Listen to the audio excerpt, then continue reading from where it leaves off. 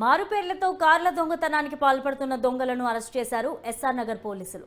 వేరొకరి Aadhaar card, driving licence పెట్టి కార్లను బుక్ చేస్తున్నారు తండ్రి కొడుకులు. ఇలా కార్లు బుక్ చేసుకుని వేరే చోట అమ్ముకుంటున్నారు. అయితే వీరిద్దరూ గత 3 రోజుల క్రితం పంజాగుట్ట పిఎస్ నుంచి పరారైన దొంగలుగా గుర్తించారు పోలీసులు. ఎర్రగడ్డలోని చెక్పోస్ట్ చెస్ట్ హాస్పిటల్ దగ్గర భార్య అనారోగ్యంగా ఉండడంతో హాస్పిటల్లో భార్యను చూపించేందుకు వచ్చారు.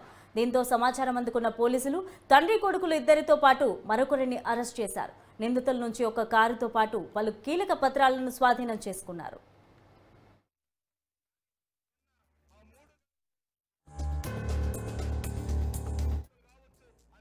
తర్వాత మనకి జనవరి 26వ తారీఖున మనకి పంజాగుట్ట లిమిట్స్లో ఈ యొక్క A1 ఈ యొక్క ఉస్మాన్ అలీ ఇతను ఇదే దొంగలించిన కారు ఏదైతే తీసుకుపోయిందో ఆ కారు తోటి రాశిగా నడిపించుకుంటూ పోతూ అమీర్పేట దగ్గర ఒక లేడీని గుద్దుతాడు.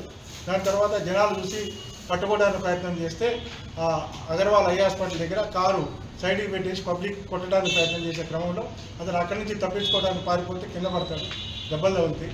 తర్వాత మన యొక్క పెట్రోలింగ్లో ఉన్న కానిస్టేబుల్ అతన్ని తీసుకుపోవటము, అదే రోజు రాత్రి పోలీస్ స్టేషన్కి తీసుకుపోవడం, పోలీస్ స్టేషన్ నుంచి ఆ కానిస్టేబుల్ యొక్క కంప్లైంట్ తోటి ఒక కేసు రిజిస్టర్ చేసి అతన్ని చికిత్స నిమిత్తం దెబ్బలు తగిలినాయి కాబట్టి చికిత్స నిమిత్తం గాంధీ హాస్పిటల్ తీసుకెళ్ళడం జరిగింది.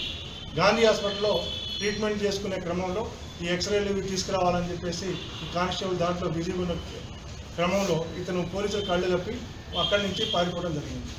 దానిపైన మన పోలీసులు ఇచ్చిన కంప్లైంట్ తోటి అక్కడ చిలకలగూడ పోలీస్ స్టేషన్లో ఒక కేసు రిజిస్టర్ చేయడం జరిగింది. అది under section 224 IPC police custody నుంచి పారిపోయినాము.